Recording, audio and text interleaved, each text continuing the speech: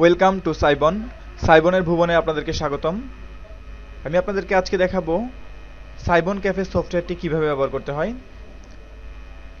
সেজন্য সাইবন ক্যাফের আইকনটিকে ক্লিক করব। আমরা দেখতে পাচ্ছি এখানে একটি লগইন ফর্ম এসেছে। আমরা ইউজার আইডি এবং পাসওয়ার্ড দিচ্ছি।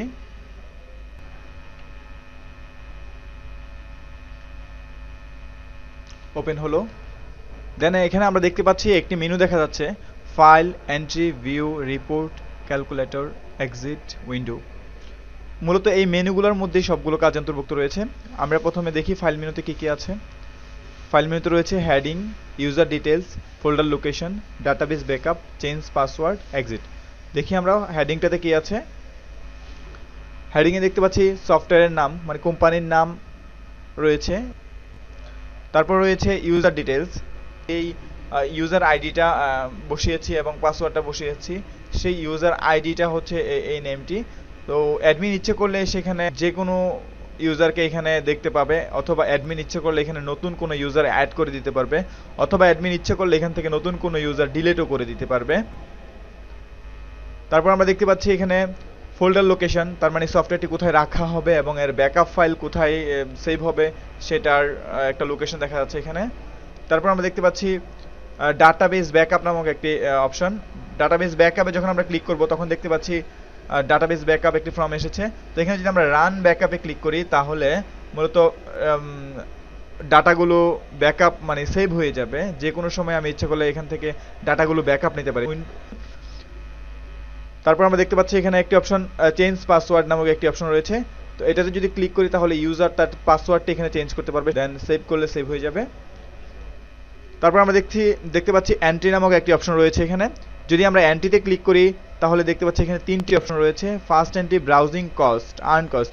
ফার্স্ট এন্ট্রিটা হচ্ছে মূলত যখন পিসি ব্রাউজার প্রথম প্রবেশ করবে তখন ফার্স্ট এন্ট্রিতে এন্ট্রি করা হবে। তারপর যখন পিসি ব্রাউজার যখন ব্রাউজিং শেষ করে উঠে চলে আসবে তখন ব্রাউজিং অপশনে সেগুলো দেখা যাবে। এবং আর্ন কস্ট হচ্ছে মূলত পারচেস এবং সেলস যদি কোনো কিছু করতে হয় সেক্ষেত্রে আমরা এই আর্ন কস্ট এন্ট্রিটি ব্যবহার করব। আমরা দেখি তাহলে ফার্স্ট এন্ট্রিতে আমরা দেখতে পাচ্ছি এখানে একটি ফর্ম এসেছে। তারপর প্রেস করলে আমরা দেখতে পাচ্ছি এখানে অটোমেটিক্যালি সিরিয়াল নাম্বার, তারপর হচ্ছে টাইম, ডেট এবং ওই যে ইউজার আইডি এখানে বসে গেল। তারপর আমরা দেখতে পাচ্ছি এখানে কার্সার অটোমেটিক্যালি এখানে নির্দেশ করতেছে। যদি আমরা এখানে পিসি নাম্বার বসিয়ে দিই, ধরলাম সে 5 নাম্বার পিসিতে বসছে, সেক্ষেত্রে আমরা 5 নাম্বার পিসি লিখব এবং এখানে পিসি ব্যবহারকারীর নাম লিখব, মানে যে কাস্টমার আছে সেই কাস্টমারের নাম লিখব। ধরলাম কাস্টমারের নাম ইউ। দেন আমরা সেভ করব। সেভ হয়ে গেল, বাস ফার্স্ট এন্ট্রির কাজ শেষ। তারপর আমরা দেখতে পাচ্ছি এখানে ব্রাউজিং নামক একটি অপশন, সেখানে আমরা গিয়ে তার ডিটেলস ইনফরমেশন দেখতে পাবো। যদি ব্রাউজিংয়ে গিয়ে আমরা প্রথমে সার্চ বাটনে ক্লিক করি তখন একটি ফর্মটি খালি হয়ে যাবে। তখন আমরা পিসি নাম্বারে সেই 5 নাম্বার পিসি নাম্বারটি বসাবো। বসানোর পর যদি আমরা কুইরি ক্লিক করি তখন দেখতে পাচ্ছি যে এখানে 5 নাম্বার পিসিতে যারা যারা বসেছিল তাদের সবার ডিটেলস চলে আসছে। তখন আমি যদি এই বাটনটিতে ক্লিক করি লাস্ট রেকর্ড, তাহলে সর্বশেষ 5 নাম্বার পিসিতে যে বসেছিল তার এন্ট্রি দেখাবে। দেখতে পাচ্ছি ইউর এন্ট্রি দেখাচ্ছে। তারপর আমরা অটোতে ক্লিক করব। অটোতে যখন ক্লিক করব তখন দেখতে পাচ্ছি যে এন্ড টাইম মানে বর্তমান টাইমটি এখানে সেট হয়ে গিয়েছিল। পূর্বের স্টার্ট টাইমটি হচ্ছে 29 মিনিট 55 সেকেন্ড, এখন বর্তমান দেখতে পাচ্ছি 31 মিনিট 5 সেকেন্ড। তার মানে হচ্ছে সে 1 মিনিট 9 সেকেন্ড সেখানে পিসি ব্রাউজ করেছিল। দেন আমরা এখানে দেখতে পাচ্ছি একটি ব্রাউজিংয়ের ঘর চলে এসেছে। ব্রাউজিংয়ের ঘরের মধ্যে আসলে তার 1 ঘন্টা হিসাব করে এখানে টাকাটা চলে আসবে। আমরা এখানে ম্যানুয়ালি একটি টাইম বসাতে পারি ইচ্ছে করলে।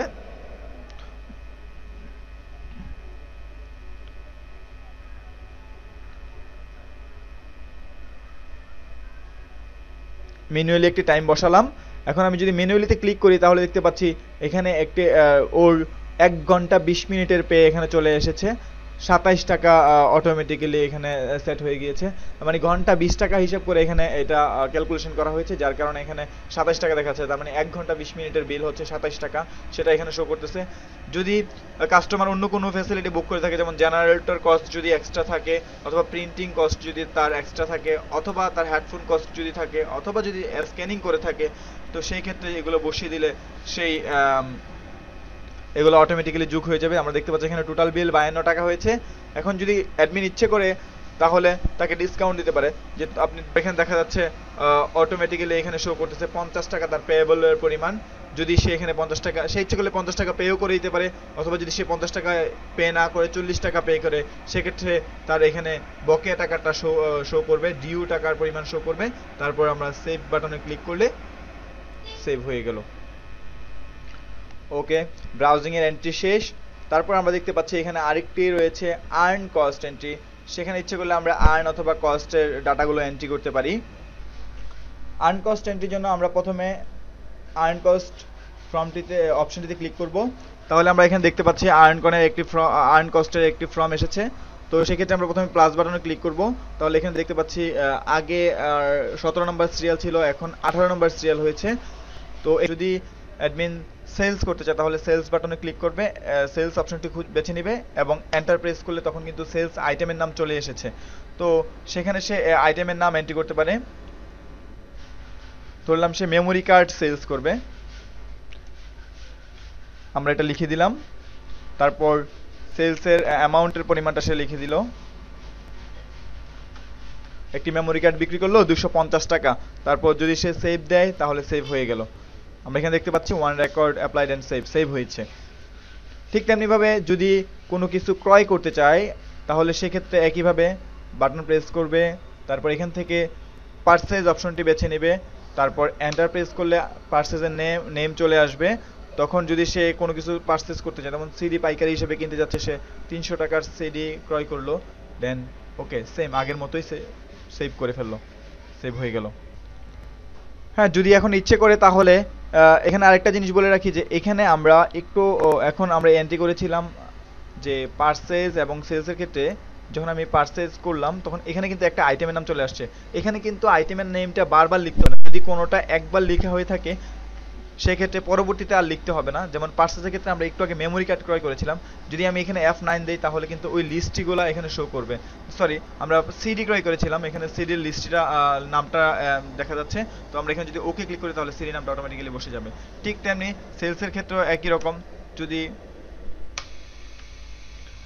F9 এ ক্লিক করি তাহলে কিন্তু একটু আগে যেই সেলসটা হয়েছিল অথবা আগে যেই আইটেমগুলো সেলস হয়েছে সেই আইটেমের নামগুলো এখানে শো করবে। অর্থাৎ পূর্বে যদি একবার কোনো সেলসের আইটেম এন্ট্রি করা হয়ে থাকে তাহলে এই লোভস বাটনে অর্থাৎ F9 বাটনে ক্লিক করলেই সেটি শো করবে।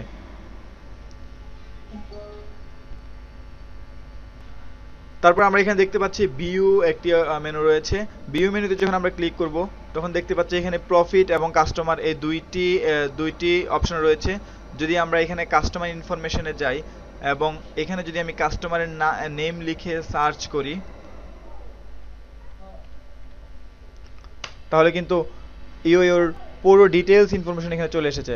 তার মানে সে কতবার পিসি ব্রাউজ করেছে, তার কত টাকা ডিটেলস টোটাল বিল হয়েছিল, কত টাকা ডিসকাউন্ট পেয়েছিল, কত টাকা ডিউ রয়েছে, কত টাকা পেইড রয়েছে, সব কিছু এখানে শো করছে। যদি সে কখনো পেইড করে তার পরিমাণের টাকা, তখন এখানে সে কিন্তু ইচ্ছে করলে পেইডের পরিমাণের টাকাটা যদি বসিয়ে দেয় অ্যাডমিন, তাহলে কিন্তু সেভ করলেই সেভ হয়ে যাবে। তারপর এখানে আমরা কাস্টমার নেম না দিয়ে আমরা ডেট টু ডেটও সার্চ দিতে পারি। যদি আমি ডেট টু ডেট সার্চ দিই যে 1 তারিখ থেকে ডিসেম্বরের শুরু করে 31 তারিখ পর্যন্ত কোন কোন লেনদেনগুলো হয়েছে, সেক্ষেত্রে কিন্তু এন্ট্রি করলে আমি কিন্তু এখানে সবকিছু দেখতে পাচ্ছি যে এখানে এই তারিখ থেকে এই তারিখ পর্যন্ত জাস্ট শুধুমাত্র পিসি ব্রাউজ করেছে, ব্রাউজ করেনি। যদি আমি আগে এন্ট্রি করে থাকতাম তাহলে সেটা এখানে শো করতো।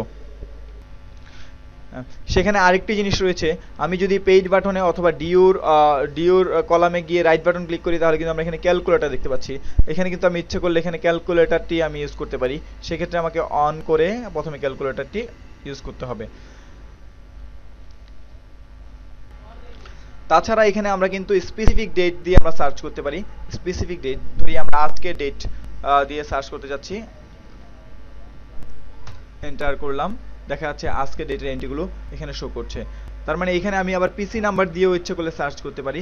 পিসি নাম্বার যে 5 নাম্বার পিসিতে কে কে বসেছিল এন্টার করলে কিন্তু দেখা যাচ্ছে 5 নাম্বার পিসিতে কে কে বসেছিল। ঠিক তেমনিভাবে যদি অন্য কোনো পিসি দিয়ে দেওয়া হয় তাহলে দেখা যাচ্ছে যে এই পিসিতে কোনো কাস্টমার বসেনি এবং কাস্টমারের প্রিভিয়াস ইনফরমেশনগুলো এখানে পাওয়া যাবে। এই ফর্মটা মূলত এই কারণ। তারপরে হচ্ছে গিয়ে আমরা দেখতে পাচ্ছি এখানে আরেকটি জিনিস রয়েছে, সেটা হচ্ছে কি প্রফিট। এই প্রফিটে করে আমরা দেখতে পাচ্ছি পূর্বের মতো একটি ফর্ম, কিন্তু এখানে আরেকটি বেনিফিট হলো গিয়ে এখানে আমরা ডেট টু ডেট অনুযায়ী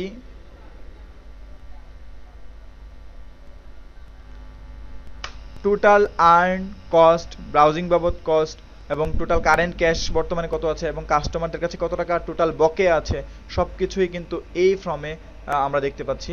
যদিও এই ফর্মটি সবার জন্য উন্মুক্ত নয়, এটি শুধুমাত্র অ্যাডমিনই ব্যবহার করতে পারবে।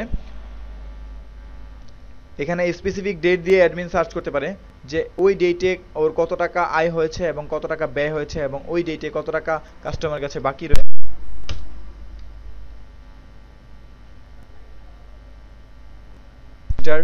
দেখা যাচ্ছে ওই তারিখে কোনো ব্রাউজিং আর্ন অথবা কস্ট হয়নি। যদি আজকের ডেট দিই তাহলে আমরা দেখি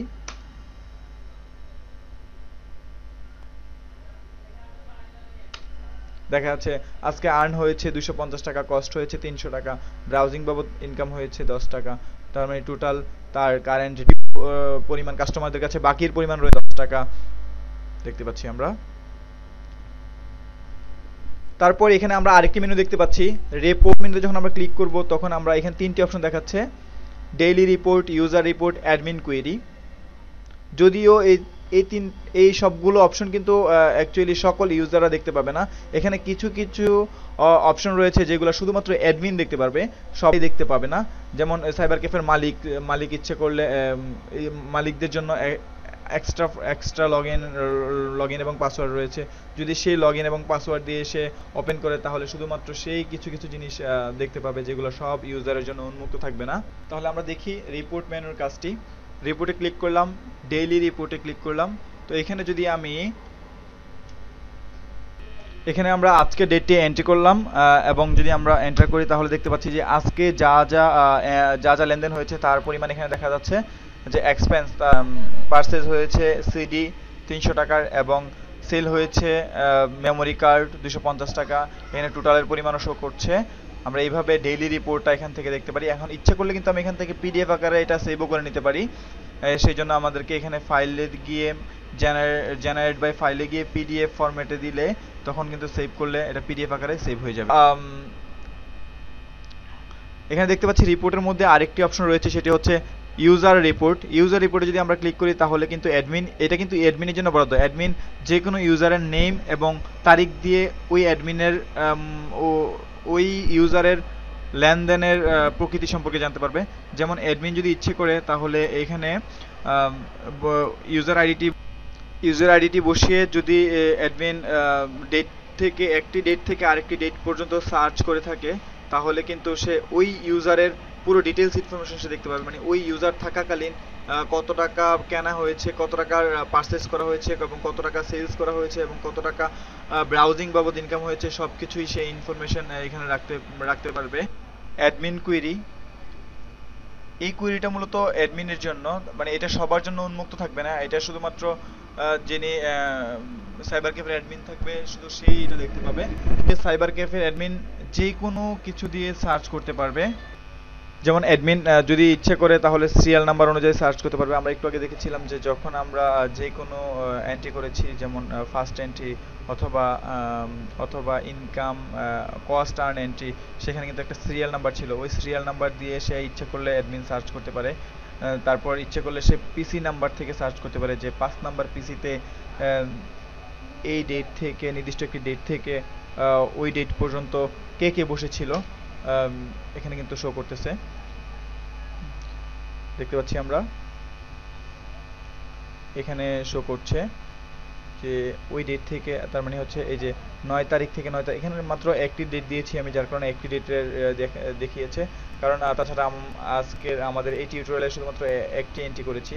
সেখানে দেখা যাচ্ছে যে 9 তারিখে শুধুমাত্র 5 নাম্বার পিসিতে একজনই বসেছিল, সে হচ্ছে ইয়ো। তো মূলত এইভাবে অ্যাডমিন ইচ্ছে করলে যে কোনো কিছু দিয়ে সার্চ করতে পারবে, ডেট টু ডেট সার্চ করতে পারবে, অথবা যদি সে ওই আইটেমের নাম লিখে সার্চ করতে পারে ইচ্ছে করলে যে আইটেমের নেম, যেমন সিডি সিডি সে ক্রয় করেছিল আমরা জানি।